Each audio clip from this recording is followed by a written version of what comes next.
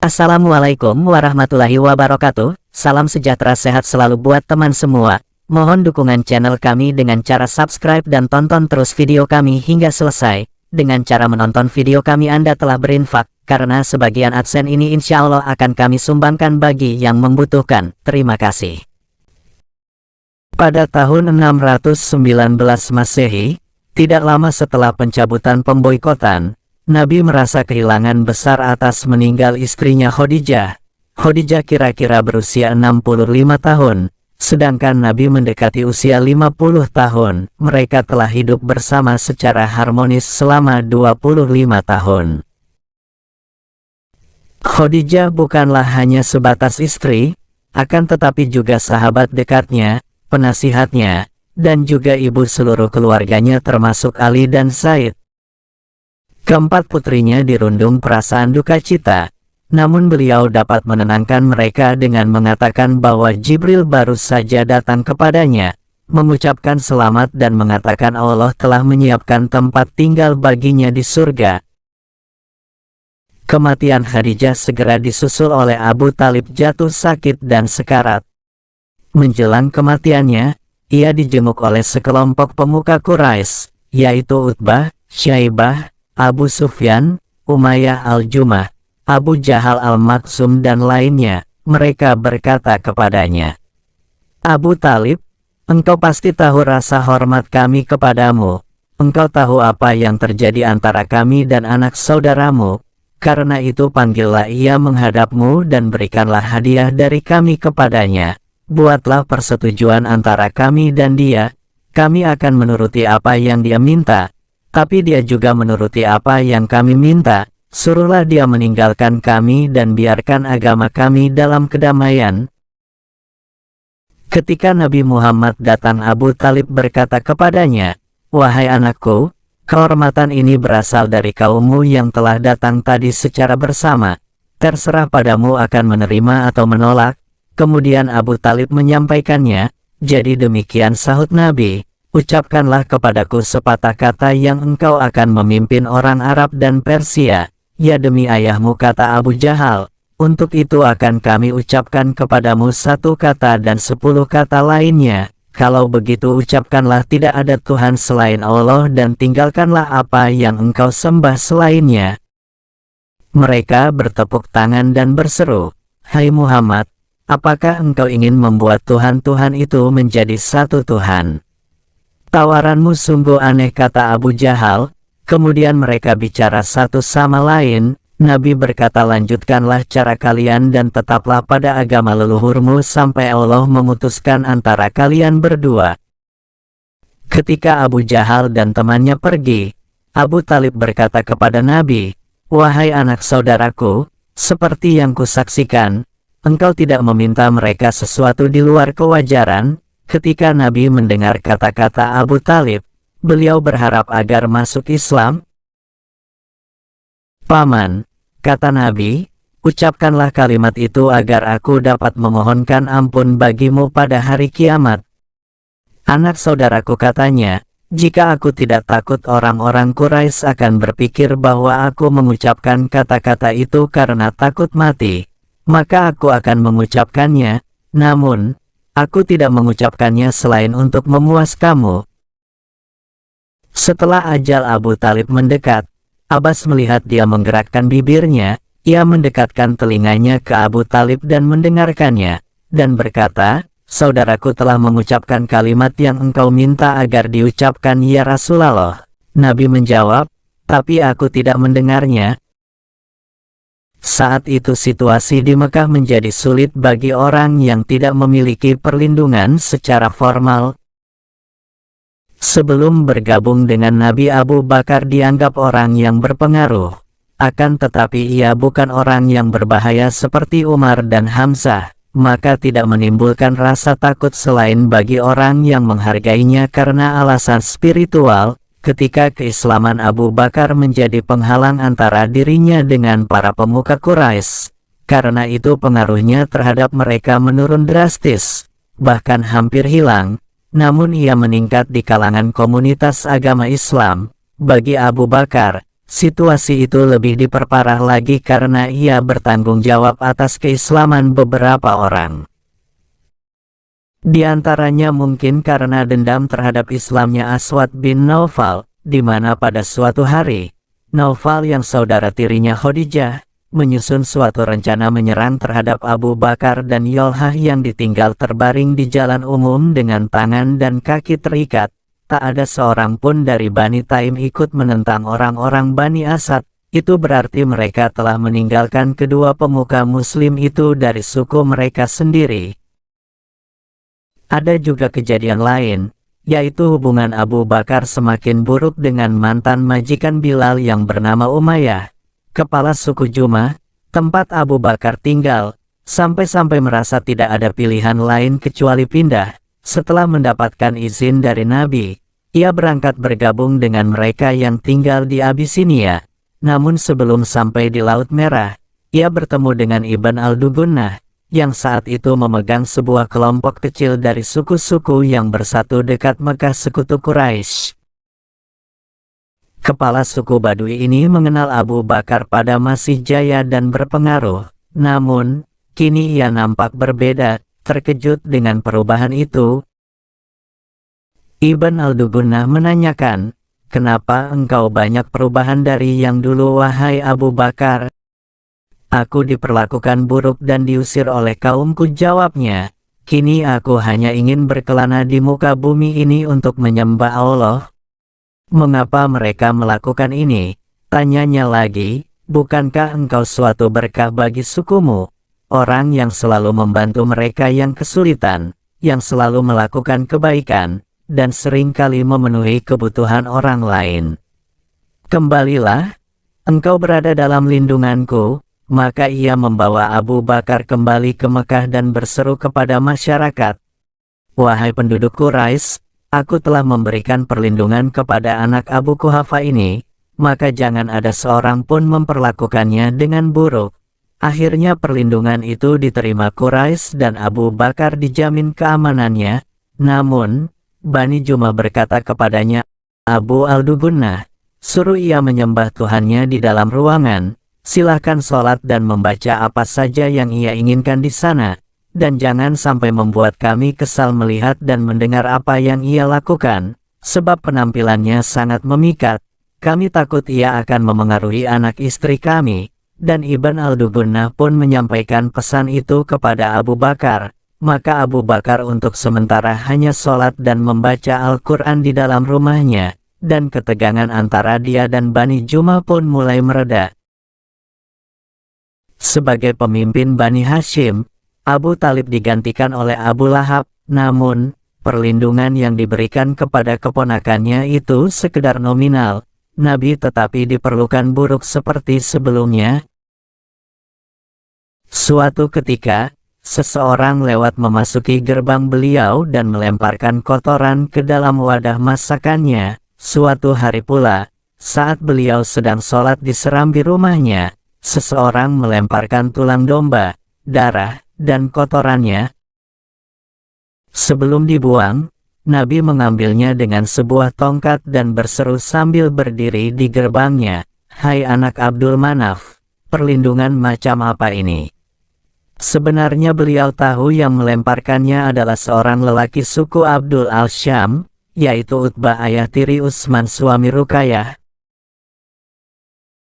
Pada waktu lain ketika Nabi kembali dari Ka'bah, seseorang mengambil kotoran dan melemparkannya ke wajah serta ke seluruh kepala beliau. Ketika beliau pulang, salah seorang putrinya membasuh dan membersihkannya sambil menangis. "Jangan menangis putriku," kata beliau, "Allah akan melindungi ayahmu." Karena hal itulah Nabi kemudian mencari pertolongan dari Sakif penduduk Taif, sebab beliau merasa jelas semakin buruk posisinya di Mekah. Ketika tiba, beliau langsung menuju ke sebuah rumah milik 3 orang bersaudara yang menjadi pemimpin Sakif saat itu, yaitu keturunan Amr bin Umayyah, orang yang dianggap Walid sebagai saingannya di Taif. Namun, ketika Nabi mengajak mereka masuk Islam dan meminta bantuan melawan musuh-musuhnya, salah seorang dari mereka segera berkata, "Jika Tuhan mengutusmu, Aku akan meruntuhkan Ka'bah, dan yang lain mengejeknya. Apakah Tuhan tidak mendapatkan orang lain selain dirimu untuk menjadi rasulnya? Sementara orang yang ketiga berkata, kami tidak ingin berbicara denganmu, karena seandainya engkau utusan Tuhan seperti yang engkau katakan, engkau terlalu mulai bagiku, dan seandainya engkau berbohong, tidaklah pantas aku berbicara denganmu. Maka Nabi bangkit dan meninggalkan mereka untuk mencari bantuan di tempat lain di Taif. Namun, ketika beliau hendak pergi, budak-budak mereka dikerahkan untuk mengejek dan meneriaki beliau. Sampai segerombolan orang bergabung menyerangnya, beliau pun terpaksa menyelamatkan diri ke sebuah kebun. Ketika beliau masuk ke kebun itu, kerumunan mereka pun bubar. Kemudian beliau mengikat untanya pada sebatang pohon kurma, lalu berteduh di bawah pohon anggur dan duduk di bawah bayangannya. Ketika merasa aman, beliau bermunajat, "Ya Allah, kepadamu aku mengeluhkan kelemahanku, ketidakberdayaanku, dan kehinaanku di hadapan manusia. Wahai yang Maha Pengasih di antara yang mengasihi, Engkau Tuhan orang-orang yang lemah dan Engkau adalah Tuhanku. Kepada siapakah Engkau hendak menyerahkan diriku? Kepada orang-orang asing yang bermuka masam terhadapku atau kepada musuh yang Engkau takdirkan akan mengalahkanku? Hal itu tidak kurisaukan, jika Engkau tidak murka kepadaku. Namun, rahmat-Mu bagiku amat luas. Aku menyerahkan diri pada cahayamu yang menerangi segala kegelapan serta menentukan kebaikan urusan dunia dan akhirat. Aku berlindung dari murka-Mu. Aku senantiasa mohon ridho-Mu karena tidak ada daya dan kekuatan kecuali atas perkenan-Mu." Tempat Nabi menyelamatkan diri itu sebenarnya tidak kosong. Setiap orang Quraisy mendambakan dapat membeli kebun dan rumah di atas bukit hijau Taif untuk beristirahat saat suhu panas di Mekah mencapai puncaknya. Kebun itu bukan milik orang Sakif, tetapi milik para tokoh suku Abdul al-Syam, yaitu Utbah dan Syaibah. Keduanya saat itu sedang duduk di tepi kebun mereka yang menyatu dengan kebun anggur tempat Nabi berteduh. Mereka menyaksikan apa yang terjadi. Mereka bukannya tidak merasa dongkol atas perlakuan orang-orang Sakif itu terhadap beliau, sebab mereka sama-sama keturunan Abdul Manaf. Mengenai perbedaan yang ada di antara mereka sudah mulai berakhir. Mereka terakhir kali melihat Nabi saat meninggalnya Abu Talib. Mulai itulah ia tidak mempunyai seorang pelindung dan sedang berputus asa. Tergugah hati Utbah dan Syaibah untuk berbuat baik. Mereka memanggil budaknya masih muda dan beragama Kristen, yaitu Adas, dan berkata kepadanya, "Ambillah setangkai anggur ini dan persilahkan ia memakannya." Adas melakukan seperti yang mereka perintahkan. Ketika Nabi menyentuh anggur itu, beliau mengucapkan Bismillahirrahmanirrahim. Adas menatap wajahnya dengan seksama, lalu berkata, "Kata-kata itu tidak biasa diucapkan oleh penduduk negeri ini. Dari negeri mana engkau berasal dan apa agamamu?" tanya Nabi. Ia menjawab, "Agamaku Kristen asal dari Ninawi." "Apakah kota tempat asal seorang hamba yang soleh, yaitu Yunus putra Mata?" tanya Nabi. "Iya." "Dari mana engkau tahu dan mengenal Yunus putra Mata?" tanya Adas. Nabi menjawab, "Dia adalah saudaraku, dia seorang nabi dan aku pun seorang nabi." Kemudian Adas memeluk Nabi dan mencium kepala, tangan dan kaki beliau. Ketika Utbah dan Syaibah melihat hal itu, ia saling berseru seolah-olah satu suara, "Begitu besar perlakuan budakmu, apakah ia telah memperalatnya?" Setelah Adas kembali kepada mereka dan membiarkan Nabi makan dengan nyaman, mereka berdua berkata, "Keterlaluan engkau hai Adas, apa yang membuatmu mencium kepala, tangan dan kaki lelaki itu?" Adas menjawab, "Tuan, tidak ada orang yang lebih darinya di bumi ini. Dia telah mengatakan kepadaku sesuatu yang hanya diketahui oleh seorang nabi." "Keterlaluan engkau Adas," kata mereka. "Jangan sampai ia memengaruhi agamamu, karena agamamu lebih baik daripada agamanya." Setelah itu Nabi meninggalkan Taif dan melangkah menuju Mekah karena tidak mendapatkan perlakuan baik dari suku Sakif. Pada larut malam, beliau sampai di lembah Nakhlah, tempat persinggahan separuh perjalanan di antara dua kota yang menolaknya itu. Saat beliau mendirikan sholat di Nakhlah, sekelompok jin lewat 7 jin dari Nasibin. Jin itu berhenti karena tertarik kepada untaian kata-kata yang beliau baca dari Al-Quran, ayat yang dibacakan surat 21. Al-Anbiya, ayat 107. Bismillahirrahmanirrahim. Kami tidak mengutus engkau, Nabi Muhammad, kecuali sebagai rahmat bagi seluruh alam. Itulah salah satu di antara surat-surat yang ditujukan kepada jin sekaligus manusia, mengingatkan keduanya tentang neraka sebagai hukuman atas kejahatan, dan janji surga sebagai pahala atas kebaikan. Kemudian telah diturunkan surat 72. Al-Jin, ayat 1 dan 2. Bismillahirrahmanirrahim. Katakanlah, Nabi Muhammad telah diwahyukan kepadaku bahwa sekumpulan jin telah mendengarkan Al-Quran yang kubaca. Lalu, mereka berkata, kami telah mendengarkan bacaan yang menakjubkan, yang memberi petunjuk kepada kebenaran, sehingga kami pun beriman padanya dan tidak akan mempersekutukan sesuatu pun dengan Tuhan kami.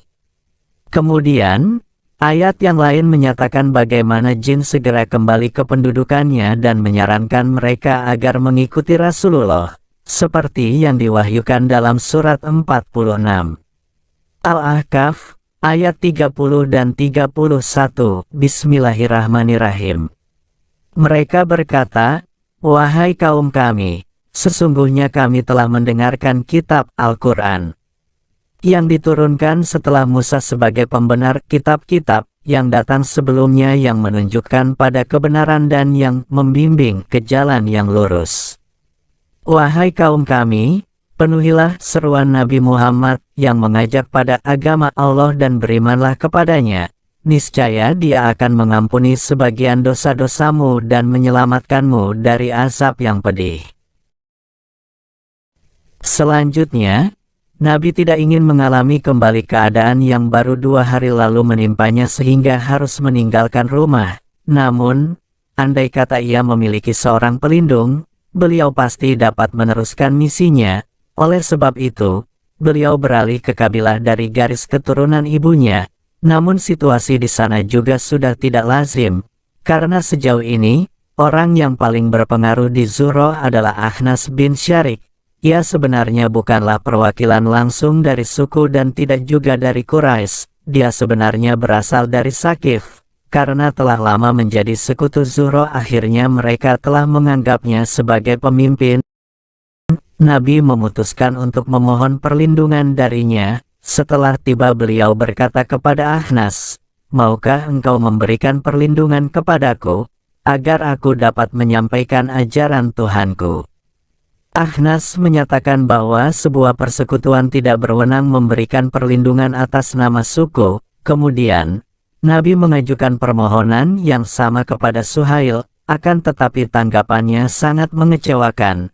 Meskipun penolakannya bukan karena ia melawan Islam, melainkan hanyalah persoalan prinsip antara suku-suku.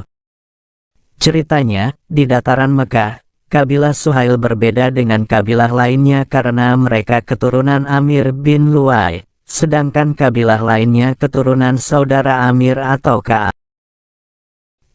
Suhail menjawab bahwa keturunan Amir tidak bisa memberikan perlindungan terhadap keturunan Ka'ab. Kemudian, Nabi berjalan berlawanan arah dari kota itu, menuju Gua Hiro, tempat pertama kali beliau mendapatkan wahyu. Dari sana, beliau mengirimkan petisi kepada seorang pemimpin yang memiliki hubungan lebih dekat dengan beliau sendiri, yaitu Mut'im, pemimpin Bani Naufal, salah satu dari 5 orang yang mengatur pembatalan pemboikotan itu sebelumnya. Mut'im langsung setuju. Pada pagi keesokan harinya, ia mengawal Nabi ke Ka'bah dengan bersenjata lengkap, bersama anak dan para keponakannya. Abu Jahal berkata, apakah mereka telah menjadi pengikut Muhammad? Kami sedang memberikan perlindungan terhadapnya, jawab mereka. Suku Maksum itu hanya dapat berkata, kami akan melindungi orang yang kalian beri perlindungan. Terima kasih sudah mendengarkan video kami hingga selesai. Wassalamualaikum warahmatullahi wabarakatuh.